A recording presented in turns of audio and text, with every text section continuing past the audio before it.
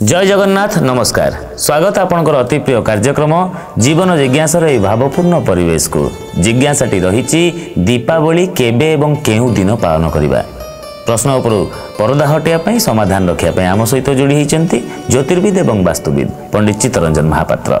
नमस्कार जय जगन्नाथ। नमस्कार जय जगन्नाथ।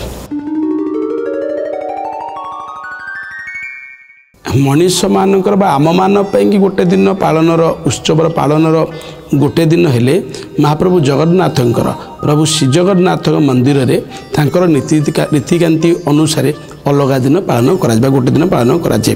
तो विशेषकर आमे माने को दिन दीपावली पालन करिबा विशेष भाव में द्वंद्व रोचे मनरे। साधारणतः भाव में दीपावली आम कार्तिक मास अमावास्या तिथि रे विशेष करी दीपावली अमावास्या बा दीपावली पालन करी थाउ एवं एत सहित दीपावली पालन कहीं करा जाए ता भी कही रखुची।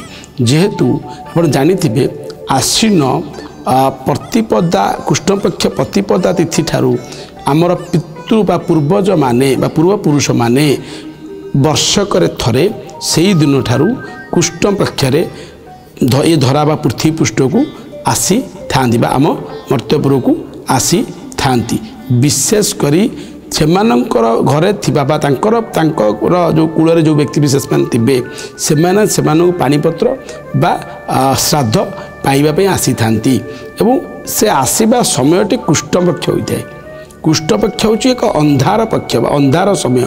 तो सेथि लगी आमे आलोक समय रे बा आमे अमावास्या जो कहूचे दीपावली अमावास्या रे आलोक समय बा आलोकित करी से स्वर्गपुर को विद्या दे थाउ बा छाड़ी थाउ बा से दिन ही दीपावली अमावास्या दिन ही बा पयाश्राद्ध दिन ही से माने गमन करती तांकर स्वर्गपुर को।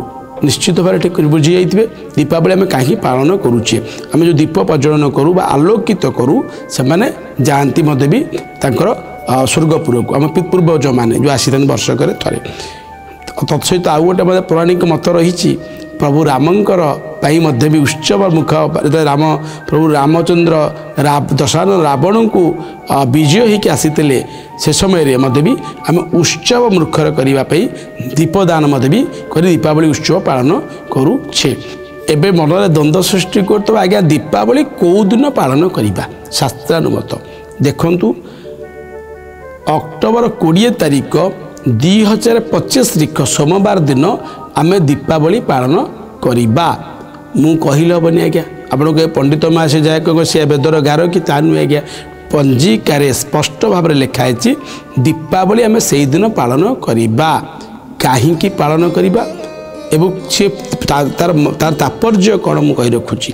जेहेतु दीपावली एक आलोकर पर्व एवं दीपटी आम संध्या काल सायन समय संध्या समय जालिबा तो अमावास्या तिथि ही जालिबा से दिन बा जो कहली 20 तारीख दिन 3:45 पर अमावास्या तिथि भोग होउची।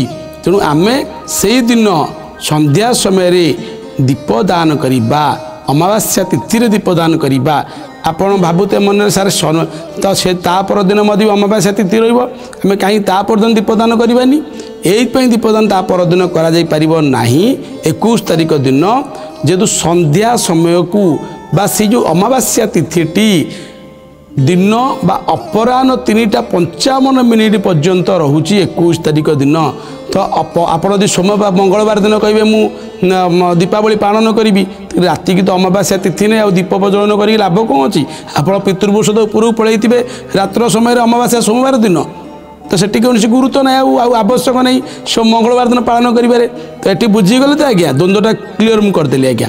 तो सोमवार दिन संध्या समय अमावास्या रोचे 20 तारीख जो अक्टोबर 20 तारीख मुझे कही रखिली से दिन ही आपण मैंने दीपावली दीप प्रज्वलन करंतु आपण पितृपुरुष को स्वर्गगामी करंतु आलोकर पर्वरे किंतु मंगलवार दिन कदापि दीपावली उत्सव पालन करा जाएबो नाही पांजिर स्पष्ट भाव लिखाई और कहीं पालन करा जाई तार तात्पर्य मते भी मु तिथि अनुसार आपन बुझेइदेली। सर्वग्र ओडिशावासी 2025 अक्टोबर 20 तारीख सोमवार दिन दीपावली उत्सव पालन करिवे।